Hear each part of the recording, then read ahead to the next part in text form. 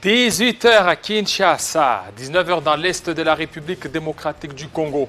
Heure à laquelle nous vous convient à suivre cette tranche Kinshasa Direct. Kinshasa Direct au menu. Présidence de la Commission électorale nationale indépendante. Les Né-Congo exigent aussi l'équilibre géographique. La gestion aussi de la province du Congo central. Vous le savez très bien, le gouverneur Atou Matubwana a été convoqué par l'inspection générale des finances. Qu'est-ce qui se passe derrière cette convocation? Nous allons en parler avec les députés nationaux. Papi Montezolo, lui, il est né Congo. On va aussi essayer de brosser, voir les différentes réalités de la province du Congo central. Est-ce que cette province est-elle dans les oubliettes ou cette province elle a encore du jus à donner au gouvernement de la RDC? Action Femmes, investir pour les vulnérables. Là, nous aurons Dorcas Nzumba, qui est présidente de l'ONG Action Plus. Elle sera de notre... Voilà, ce qui fera beaucoup plus la charpente de notre Kinshasa Direct. Bien avant cela, nous avons de l'autre côté Bénédicte Ntoya pour les grandes lignes. Bienvenue à vous, Bénédicte. Merci Jean-David Kilolo. Bonsoir, les grandes lignes de l'actualité, c'est tout de suite.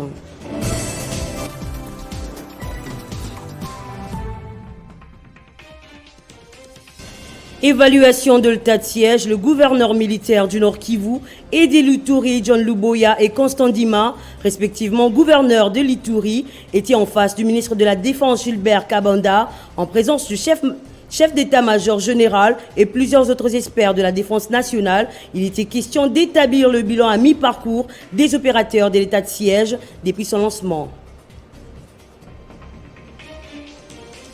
Dossier Bukanga Londio, l'ancien Premier ministre Augustin Matata Ponyo a répondu ce lundi à l'invitation du procureur général près de la Cour de constitutionnelle.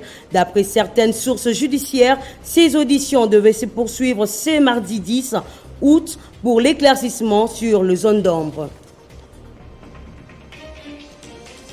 L'inspection générale de finances a suspendu l'approbation du paiement en faveur du dossier Tchilezelu pour opacité. Selon la correspondance de Jules Alingueté adressée à la direction générale AI du FONER, Fonds national d'entretien routier, le niveau d'exécution physique de ces projets, lancé le 17 mars dernier, le chef de l'État constate de très loin avec l'exécution financière. Le comité de l'UNPC Kinshasa, conduit par son président Jean-Marie Kassamba, a été reçu ce lundi 9 août par le président de l'Assemblée provinciale Godempoy. L'UNPC Kinshasa poursuit ses contacts avec les institutions pour leur expliquer sa vision afin de bénéficier de leur accompagnement. Le numéro 1 de l'Assemblée provinciale de la ville de Kinshasa lui promet tout son soutien. En France, un prêtre a été assassiné ce lundi à Vendée, a annoncé sur Twitter le ministre de l'Intérieur, Gérald Darmanin. Il s'appelait Olivier Maire. L'incendiaire présumé de la cathédrale de Nantes en 2021 se serait accusé de crime de la foulée. Ces titres, bien d'autres, seront développés dans l'édition du soir avec Grâce Salam. En attendant, Kinshasa Direct poursuit avec Jean-David Kilolo. Téléchargez les infos Télé 50 sur www.télé50.cd. Voilà, merci à vous, Bénédicte Ntoya. Le rendez-vous est pris dans moins d'une heure. Il sera 20 h avec Grâce Salambo pour la grande édition. Nous allons recevoir tout de suite Papi Montezolo. C'est tout de suite.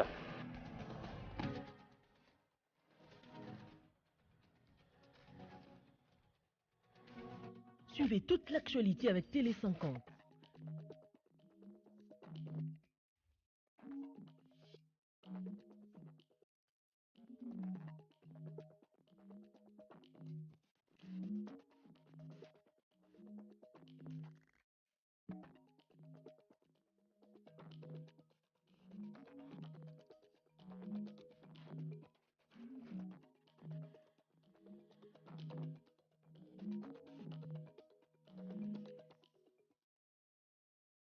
Télé 50, partout et avec vous.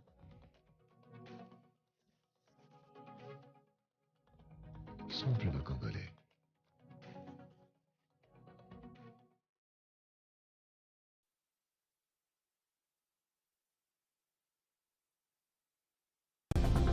Vous souhaitez recevoir Télé 50 partout et avec vous. Alors, l'ensemble de nos programmes en VOD déjà disponibles. Toute l'actualité sur notre site web www.télé50.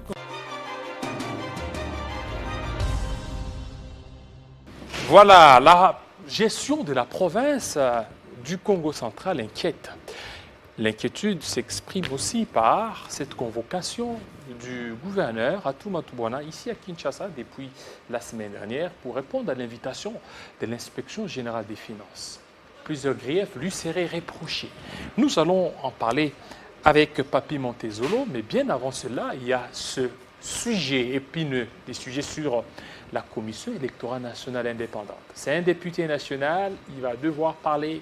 Alors, lorsque les religieux sont limités de l'Assemblée nationale, quelle sera la partition? Tout de suite, Papi Montezolo, bienvenue. Merci. Voilà, né Congo toujours. Oui, bon, je suis quand même député national, je suis nationaliste. Donc ici, je viens parler en qualité de député national et aussi citoyen congolais. Voilà, citoyen congolais. Mais aujourd'hui, vous êtes député national, la Commission électorale nationale indépendante. Il y a des divergences profondes au niveau des confessions religieuses pour la désignation d'un candidat qui devrait être consensuel à la présidence de la CENI. Ils ont échoué, mais vous, en tant que né Congo, c'est respect. Vous avez voulu aussi qu'on respecte aussi l'équilibre géographique. Nous avons un grand regret. Vous savez, notre compatriote Ronsard Malonda a été tout simplement vilipendé. Vous avez suivi des images, il y a eu de ces photos piétinées, il y a eu des dames qui ont pissé dessus, parce que tout simplement Malonda a été vilipendé, qu'il était proche du régime passé. Et nous avons vraiment été sous notre étonnement, étant donné que c'est Malonda qui a fait de moi député national, c'est Malonda qui a fait de notre président actuel président de la République. Comment il a fait? Mais c'est lui qui est allé défendre. Il était le secrétaire exécutif de la CENI. Il est le secrétaire exécutif de la CENI. C'est lui qui est allé défendre l'actuel chef de l'État contre la requête de Martin Fayulu. Je ne pouvais pas comprendre l'arbitre qui a fait que nous gagnions les matchs puisse n'est-ce pas être diabolisé par l'équipe qui a gagné les matchs. C'est ce que nous avons reproché. Malheureusement, il a été vilipendé. On a dit que son élection n'a pas, ou bien sa désignation n'a pas respecté la loi, ou bien la charte des confessions religieuses. On ne vous a pas vraiment senti, vous, les né Congo? Non, c'est comme si on a senti... Nous sommes démocrates. Il s'est battu un peu seul. Nous sommes démocrates. Parce que les gens ont dit que non, ils ont voulu forcer les choses et qu'on ne devait pas entériner. Bon, malgré l'Assemblée nationale a entériné Ronsard Malonda, le chef de l'État a dit que du moment où ce n'est pas l'Église catholique qui est le président de la confession religieuse qui a écrit, il ne va pas, n'est-ce pas, prendre une ordonnance. Vous savez, l'histoire, le passé nous rattrape aujourd'hui. Ronsard Malonda a été désigné par 6 confessions religieuses, entériné par l'Assemblée nationale, refusé son ordonnance, tardé jusqu'à ce jour. Aujourd'hui, nous avons un autre compatriote qui suit le même moule que Ronsard Malonda. En tout cas, si le chef de l'État sera juste en lui-même, je pense que notre frère Kadima ne serait pas, n'est-ce pas, et donc, pour vous, c'est quoi? Vous voulez que le chef de l'État... Moi, ce que je crois, peut-être si je peux donner ma proposition, moi, je pense que la CENI, qui a fait de nos députés, pouvait continuer d'abord le processus. Oui. Parce que si nous attendons jusqu'à ce que le nouveau président arrive, nous manquerons les coches. Il faut que la CENI commence, par exemple, à nettoyer les fichiers électoraux, que la CENI commence l'enrôlement. Et nous, de notre côté, en tant que parlementaires, nous devons commencer par la loi électorale. Et lorsque tous seront réunis, les nouveaux présidents pouvaient venir même tard, comme ça a été le cas de Nanga. Vous savez, c'était Malumalu qui a commencé le processus. Nanga est venu plus tard, alors que Nanga, plutôt Malumalu, avait déjà présenté les premiers projets du calendrier. Donc, pour dire... La même CENI peut nous aider pour nettoyer les fichiers électoraux, peut nous aider pour faire l'enrôlement. En attendant, nous au Parlement, nous sommes en train de voter la nouvelle loi électorale et que quand nous allons désigner les nouveaux présidents, ils ne seraient pas en retard. Mais si nous attendons seulement les nouveaux présidents seront vraiment en retard. Donc aujourd'hui, ce que vous êtes en train de faire aujourd'hui, vous allez entériner la décision ou les PV des 6 confessions religieuses. Bon, je ne sais pas si on va entériner, parce que la jurisprudence qui n'est pas aussi ancienne nous renseigne que c'est dans le même format que Malonda a été rejeté. Et que jamais l'Église catholique n'a posé... Si aujourd'hui, on entérinait et acceptait l'autre candidat, nous dirons réellement qu'il y a discrimination. Donc si on acceptait Kadima. C'est la discrimination pure et simple. Parce que nous dirons... Mais ils ont refait, non? Ils ont refait les processus, c'est qu'ils ont recommencé. Et pourquoi vous parliez de l'injustice? Parce que ils ont recommencé quoi? Oui, pendant ce temps, c'était sous FCCK, maintenant actuellement, c'est sous Moi, l'Union sacrée. Dit, du moment où il y a eu 6 confessions religieuses qui ont voté pour Malonda, aujourd'hui, il y a 6 confessions religieuses qui ont voté pour notre compatriote Kadima. Et que les présidents et les vice-présidents qui devaient transmettre les PV ne l'ont pas fait pour Malonda, ne l'ont pas fait non plus pour notre frère compatriote Kadima. Comme les mêmes causes produisant les mêmes effets, les résultats devraient être que les 2 compatriotes ne peuvent pas présider à la destinée de la CENI. Alors maintenant, aujourd'hui, vous ne voyez pas que ce sont des tendances un peu tribales qui se dessinent. Les Né-Congo veulent les leurs, ceux qui sont du Kasaï veulent aussi Kadima. En réalité, nous devons se le dire. Le tribalisme, c'est quelque chose de réel. Mais maintenant, faire de tribalisme une doctrine, c'est ce qui est condamnable. Parce que je ne peux pas être nationaliste si je ne suis pas régionaliste. Avant d'être Mantezolo, vous m'identifiez parce que j'ai un nom. Le nom là, c'était nom Congo. Je suis d'abord régionaliste. Après d'avoir été régionaliste, j'ai un territoire.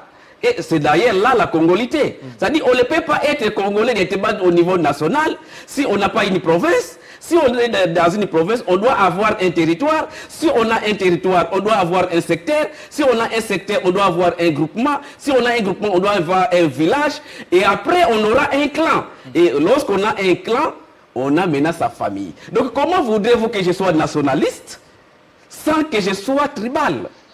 Nous devons se le dire. Ce sont les tribus qui forment notre pays. Par conséquent, même la Constitution voudrait qu'à chaque décision que nous prenons, que la géopolitique soit respectée. Donc les premiers tribalistes, ce sont les législateurs qui ont pondu notre Constitution. Parce qu'ils n'auraient pas dit que la géopolitique soit respectée. Et dans les cas de figure, la géopolitique n'est pas respectée. Vous savez, les Né-Congo ne se retrouvent pas. Vous-même, vous voyez, dans toutes les institutions, les Né-Congo, nous les Congos, ne sont presque pas représentés. Et c'est dans ce cadre-là que nous avons, quand le chef d'État nous avait reçu, et nous avons la grâce que le président de la République a étudié au Congo central. Donc il connaît bien les Congos, il connaît bien ce que nous sommes. Et c'est pourquoi nous avons invité le chef d'État qui pense à nous. Plusieurs sociétés qui sortent ici. Vous verrez, les Bakongo peuvent s'y trouver, mais sans avoir la signature. Je ne vais pas les épingler, mais vous savez vous-même, l'on ne peut pas être dans la quiétude dans un État si toutes les tendances ne sont pas prises en compte. Donc voilà. Et maintenant, aujourd'hui, les Né-Congo tels qu'ils sont là, selon la géostratégie ou c'est que vous voulez l'équilibre géographique, vous voulez que les Né-Congo puissent occuper la CENI? Moi, je pense, nous avons eu l'Assemblée nationale. Il y avait un Congo au bureau qui a été débarqué. Nous avons eu le Sénat. C'était qui là? Il y avait Jacques Lungwana qui était membre du bureau.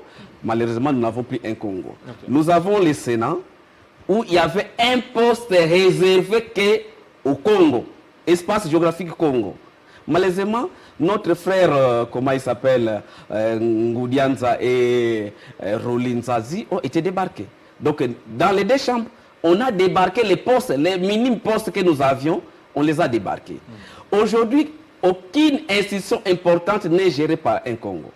Nous pensons qu'il sera logique, si nous voyons, quand nous voyons à l'égard de plusieurs institutions aujourd'hui, il faut qu'aujourd'hui le Congo occupe la CENI. Et donc, si le Congo occuperait la CENI, c'est faire tout simplement justice. Donc, pour vous, vous voulez assez qu'on y revienne à la première option qui a été prise de Ronsard Malonda?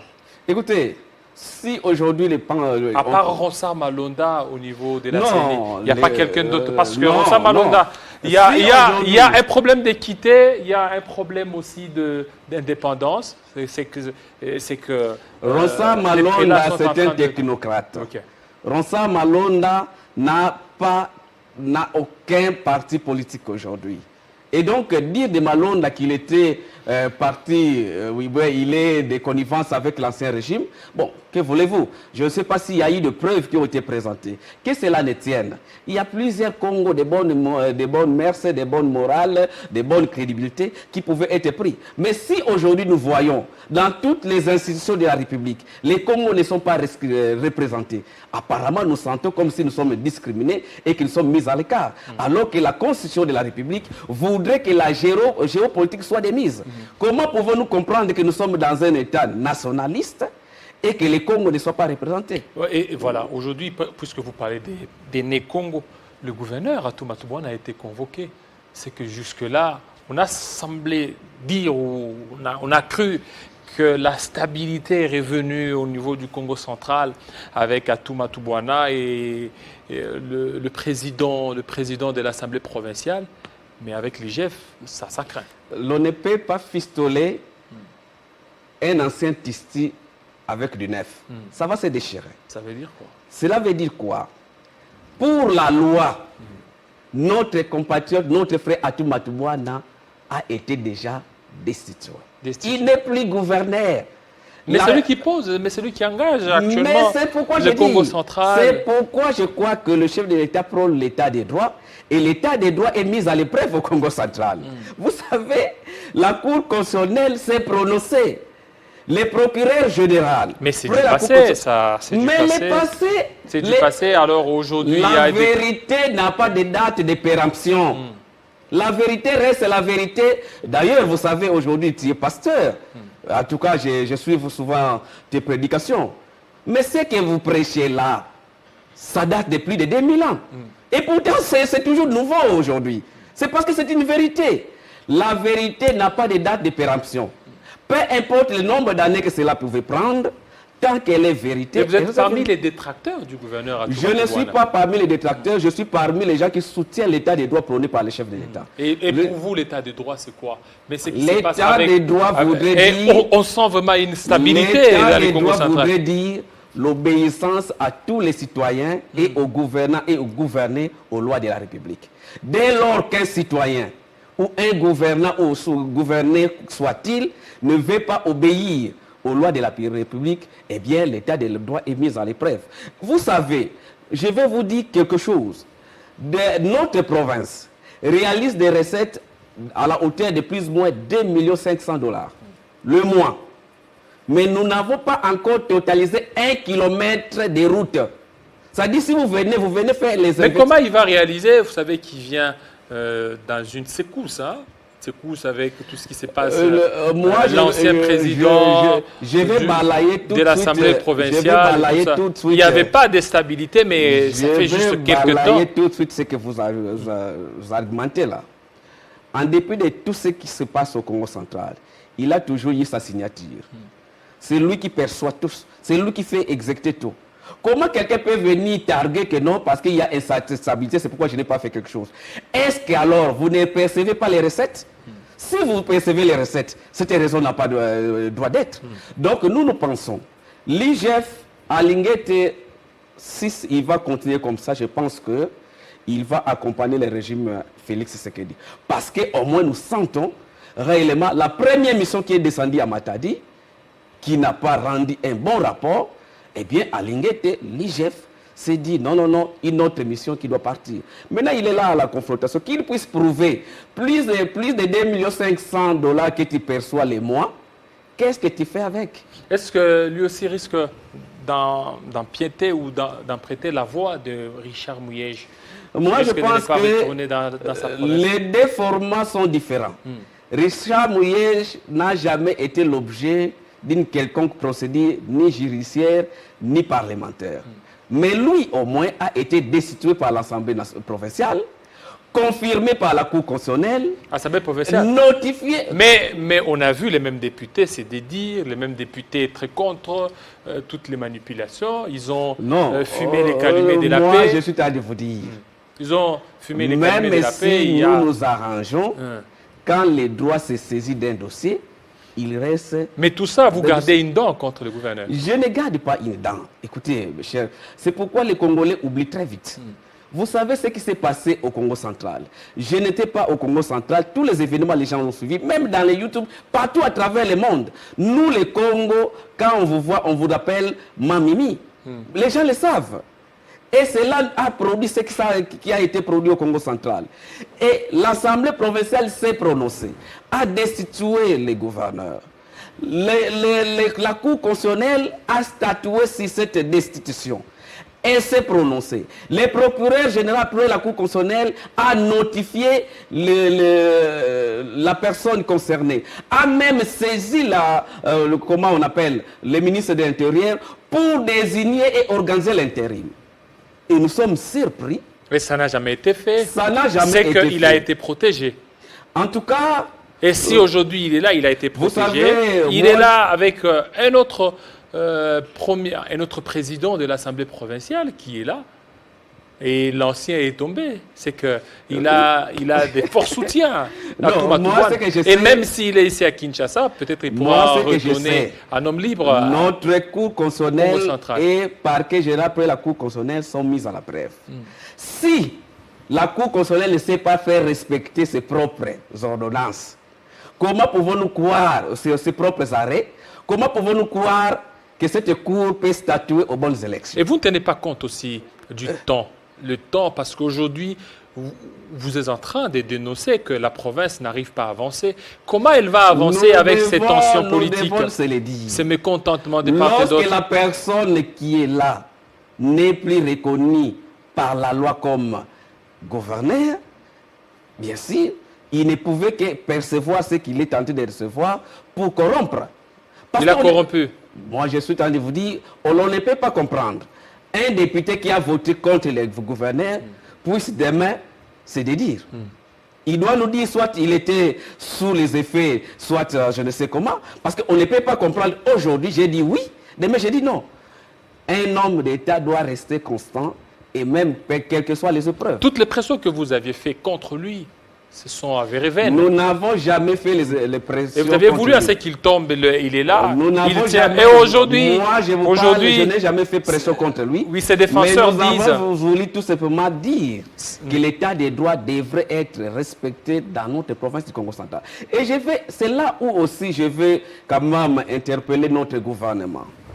Vous savez, le chef de l'État, au cours d'un conseil des ministres, a institué une commission qui devait statuer sur les provinces à problème. Et la commission était dirigée par Tunda Kasende, à l'époque ministre de la Justice. Cette commission n'a jamais rendu son rapport. Notre gouvernement a statué sur la baisse des prix des premières nécessités, a même rendu les rapports, bien les comptes rendus. Jusqu'à ce jour, les poulets sont toujours à plus de $10. Alors on se pose la question. Devons-nous se fier au compte rendu des conseils des ministres ou comment? Parce que si tout ce que le conseil des ministres rend comme compte rendu ne se fait pas exécuter, vous savez, le conseil des ministres est l'institution la plus haute du gouvernement. Si ces décisions ne sont pas exécutées, on en a peur. C'est pourquoi nous interpellons le gouvernement de faire exécuter réellement leurs décisions. Parce qu'on ne peut pas comprendre que chaque décision pondue par ce gouvernement ne suit pas des effets, nous ne ressentons pas les effets. Oui, parce que vous parlez déjà de ces effets. Il y a le 100 jours. Le 100 jours du gouvernement Sama Lukonde, je vois un peu débutatif par rapport aux différentes réalisations de ce gouvernement Sama Lukonde. Bon, le gouvernement Sama Lukonde a des bonnes idées. Des bonnes idées. A des bonnes idées, mais nous, les Congo, nous disons Tukumba Mavanga Katukumbi Mpovako. Donc, applaudissons les actions et non les paroles. Parce que jusque-là, notre gouvernement Sama Lukonde a pondu plusieurs idées. Mais quand même, ça va, on est en train de voir la baisse des billets d'avion, les billets moi, je crois, de 340 à 193 $. Mon frère, de Lubumbashi la Kinshasa. première mesure qui aurait eu plus d'effet, c'est la baisse des produits de première nécessité. Mais c'est en gros, écoutez, le chef d'État a reçu le ministre de mon l'économie frère. pour Le parler. gouvernement nous a présenté les rapports, les comptes rendus du Conseil des ministres des baisses des produits de première nécessité. On n'a pas encore baissé les prix de première nécessité. On vient prendre encore une autre décision. Combien de personnes voyagent? Combien qui prennent l'avion? Moi qui vous parle, ça fait plus de, je crois, 8 mois, je n'ai pas pris l'avion.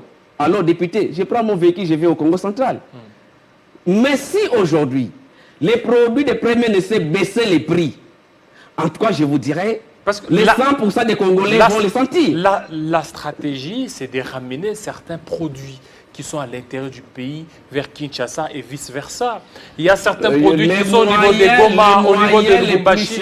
Lorsque ça baisse, ça pourra facilement arriver ici. Les moyens les plus chers, si vous ne le savez pas, ça s'appelle l'avion. C'est les moyens aériens. Si vous voulez ramener les produits, faisons un chemin de fer de l'Est à l'Ouest. C'est ça. Nous faisons un chemin de fer de l'Est à l'Ouest. Les produits vont arriver à bas prix. Pensez-vous même si quelqu'un payait des $100. Là, dans l'avion, on pèse. Hein? Vous venez avec vos produits, on vous pèse les produits. Ça ne va pas baisser. Ce n'est pas l'avion qui va amener les produits à baisser. Il faut tout simplement construire des routes, construire des aéroports, plutôt des chemins de fer. C'est ce qui vont baisser les prix. Mais moi, je pense, aujourd'hui, les Saint-Charles viennent de Matadi. Les routes sont bien faites. Le gouvernement devait faire exécuter d'abord la baisse des produits de première nécessité. C'est ce qui va couvrir la plus grande majorité des Congolais. Mais faire baisser les prix des billets, c'est une bonne chose, mais ça va impacter combien de Congolais? Voilà. Maintenant, est-ce que les 100 jours tels que présentés aujourd'hui, ça promet que le gouvernement Samalou Condé pourra amener quelque chose de positif au peuple congolais? Comment voudrez-vous, si j'étais prophète comme vous, je dirais ce qui va se passer demain. Mais moi, je dirais... Oui, attaque politique. Hein. Dans les 100 jours, j'ai vu de bonnes intentions. Des bonnes intentions seulement. Si les intentions seront coulées en action, on va applaudir. Mais je ne voudrais pas venir aujourd'hui applaudir les paroles, parce que les paroles d'un humain ne sont pas toujours faites par rapport à ses intentions. Vous êtes toujours de l'Union sacrée? Oui, évidemment, j'ai toujours dit que je suis fiancé à l'Union sacrée. Et je vais vous dire pourquoi. Lorsque je suis fiancé à l'Union sacrée, parce que l'Union sacrée est venue me voir pour s'engager au mariage. Mais j'ai demandé à l'Union sacrée, qui est mon mari, d'avoir une maison, d'avoir les lits que nous allons quand même dormir, d'avoir les chaises, d'avoir un coordonnateur. Comment voudrez-vous que je m'engage totalement dans un mariage que ça les Donc vous êtes fiancé, vous n'êtes pas marié? Oui, jusqu'à ce que l'Union sacrée va quand même s'organiser. Il faut que nous ayons un siège social, il faut que nous ayons un coordonnateur, il faut que nous ayons des organismes. Est-ce que c'est à l'ordre du jour tout ça? Mais mon frère, comment voulez-vous que je m'engage dans une structure qui n'a pas les règles du jeu? Je ne sais pas faire ceci, c'est mauvais ou c'est bon. Vous êtes hésitant alors? Je dis, je suis fiancé. J'attends que mon mari puisse s'organiser. Et si je vois que le mari est organisé, je m'engage. Et vous ne regrettez pas avec le FCC? Je regrette par rapport au FCC. Oui, le fait de Vous franchir, savez, d'aller au niveau de... une bonne relation avec le FCC, mais je suis passé d'ailleurs avec vous. Je vous avais dit, les FCC, c'est là qui étaient là que de flatteurs ont englouti le président Joseph Kabila, et nous qui étions des travailleurs, on nous a mis de côté. Ce sont des frustrations que nous avons. Et c'est ce qui se passe maintenant avec le président Félix. Les gens qui sont travailleurs sont mis de côté. Mais c'est comme là, vous là. Je suis parmi eux. Oui. Je vous dirais. Vous êtes des frustrés, beaucoup de frustrés. Les jours que le président Félix Tshisekedi perdra son pouvoir, les mêmes gens qui vont chez le président avec toute énergie vont les quitter avec la même énergie. C'est pourquoi moi je dis, la loyauté ne se proclame pas. La loyauté, elle se vit. La loyauté, on les remarque. Ce n'est pas parce que je vais faire un discours, je vais applaudir. Et d'ailleurs, beaucoup de messieurs l'ont dit, ce n'est pas parce que vous entendez, quand un moustique entend qu'on l'applaudit, Ces applaudissements, ce sont tout simplement un piège pour les tuer. Donc moi, je pense que le président de la République devrait faire très attention avec tous ces applaudisseurs-là qui vont là-bas juste pour Est-ce les que vendre. vous là, c'est pas parce que vous n'êtes pas loyal. On a vu des gens qui étaient convaincus dans leur lutte rester au FCC, disant que non, je veux garder l'idéologie du FCC. Mais vous êtes là, vous êtes un peu déçus, parce que peut-être par rapport à certaines promesses qu'on vous a faites, aucune de ces promesses ne s'est réalisée. Je n'ai jamais... vous vous attendiez à être ministre ou mandataire et l'espoir est en train de s'envoler. Je n'ai jamais été déçu, je n'ai jamais été promis au niveau du FCC. Mais vous êtes allé là comme ça? Vous devez savoir que nous avions quand même une équipe. Malheureusement, c'est devenu à un moment donné un club d'amis. C'est-à-dire, quand au niveau du FCC, à un moment donné, c'était un club d'amis. Les gens qui se battaient, qui avaient une assise, qui avaient une base, étaient mal cotés. Ceux-là qui n'avaient rien, il suffit que vous savez manipuler la langue de Molière sur la télévision, on vous considère comme si vous êtes quelqu'un de d'ailleurs, on appelait ça poids lourd, bien poids moche, tout ça. Cacique. C'est là où j'avais posé même la question un jour dans une réunion. Qui a la balance qui pèse les poids pour distinguer les poids lourds et les poids légers? Est-ce que les mêmes réalités que vous aviez fui au FCC, vous ne les retrouvez pas à l'Union Sacrée? C'est pourquoi je suis fiancé. Vous êtes fiancé? Lorsqu'on a été décis dans une première relation, la seconde relation, on devient très prudent. C'est pourquoi je suis prudent. Je me suis dit, il faut telle condition, telle condition. Lorsque je vois ces conditions-là, je m'engage. Donc jusque-là, vous n'êtes pas de pied dans l'Union Sacrée? En tout cas, je soutiens la vision du chef de l'État. Mais l'Union Sacrée, je ne sais pas, elle est où. Les jours où je verrai l'Union Sacrée, j'irai adhérer comme membre de l'Union Sacrée. Mais dès lors que je ne vois rien... Vous n'avez pas signé, vous n'avez pas signé parce qu'on a vu des gens, des députés... Moi, je signer. vous dis, l'Union Sacrée, c'est une vision. Et le chef d'État, quand il reçoit les députés, il a dit, restez dans vos partis respectifs, nous venons tout simplement concrétiser ma vision. Lorsque l'Union Sacrée va être coulée sous forme d'une plateforme politique ou sous forme d'une force politique, et qu'il y aura un siège où il y a des réunions, il y a une charte qui réglemente tous les membres, là j'adhère. Mais on n'a aucune règle du jeu. Comment voudrez-vous que je puisse me donner à 100%? C'est pourquoi j'ai dit, tous ces gens-là qui se donnent à 100%, c'est pour être vus. Non, ils travaillent, qu'on les prend pour les mettre à gauche ou à droite. Mais moi, je suis quelqu'un de principe. Je soutiens cette vision, mais il faudrait que nous mettions de l'ordre dans la maison. Lorsqu'on met de l'ordre dans la maison, on sait quand est-ce qu'on a fait une faute, quand est-ce qu'on est dans les bons. Voilà. Au niveau de l'Assemblée nationale, il y a deux lois qui font parler d'elle. La loi sur la congolité et la loi Mbao. Vous êtes né Congo. Neko qui dit gardien de certaines traditions. La loi Mbao, là, $500 pour la dot. Quelle est votre lecture par rapport à ça? Bon, j'ai un grand respect à mon collègue honorable Mbao, mais je dirais que d'abord, la dot est régie par la coutume. La loi dit que dès que la coutume n'est pas contre la loi, elle est d'application. On ne peut pas venir réglementer quelque chose qui est prévu par la coutume. La coutume est reconnue par nos lois dans notre pays. Donc venir dire qu'aujourd'hui, et les gens doivent comprendre, même si on disait que la dot est gratuite, ce n'est pas seulement la dot qui fait peser les mariages. Il faut que la personne qui va doter ait de l'emploi. Aujourd'hui, moi, je suis député national. Même si on mettait la dot à $500, à $5,000, je payerais. C'est-à-dire, si quelqu'un travaille, la dot ne poserait plus un problème. Le vrai problème, c'est donner les emplois aux citoyens et vous verrez que les gens ne poseront plus de problèmes des dots. Il faut que les gens travaillent, il faut que les gens trouvent de l'emploi. Parce que vous allez louer une salle. Vous n'allez pas aller dire que parce que la loi est de $200 ou de $500, la salle est gratuite. Parce qu'il faut donner la vache. Parce qu'il faut donner la chèvre. Parce qu'il faut donner des wax, il faut donner des boissons. Non. Moi, je crois que cette loi, à mon avis, je ne voterai pas cette loi parce qu'elle violerait les lois de notre pays qui prévoient que la dot soit régie par la coutume. Oui, mais c'est un symbole. Mais il y a certains parents qui marient leurs enfants à $5,000, $3,000. Ça sort même les caractères symboliques là. Vous ne voyez pas qu'il faudrait soutenir Mbao. Les mariages, c'est un domaine sentimental. C'est ainsi que vous verrez un mari acheter un cadeau d'un véhicule à sa femme, alors que l'autre mari ne dira que c'est trop, je ne peux pas donner un véhicule à une femme. Et pourtant, chacun pèse comment il peut honorer son épouse. Et moi, je ne pense pas qu'aujourd'hui, parce que je donne un véhicule et l'autre a donné juste une bague à une femme, que tous deux n'aiment pas leurs femmes, leurs épouses. Donc, je pense que limiter ça, c'est quelque chose qui n'a pas lieu d'être, parce que la Constitution prévoit que les coutumes doivent être respectées. Voilà, les coutumes doivent être respectées. On termine avec vous, la congolité. Vous allez aussi voter pour cette loi? En tout cas, moi personnellement, je vous dirais, par rapport à l'expérience que j'ai, je soutiens que celui qui doit assumer les fonctions de responsabilité dans notre pays puisse quand même avoir les parents qui sont congolais. Et donc, moi, d'ailleurs, j'avais même proposé que même son épouse, son conjoint, soit congolais. Si c'est une femme, son conjoint congolais, si c'est un homme, sa conjointe congolaise.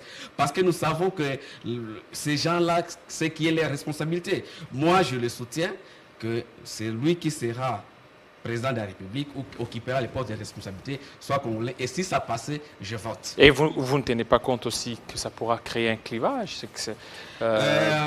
Il y a un moment, le clivage est nécessaire pour donner du tonus à notre pays. Voilà, merci. Merci beaucoup, Papi Montezolo, de votre passage. Merci. Nous allons parler cette fois-ci du social. C'est tout de suite.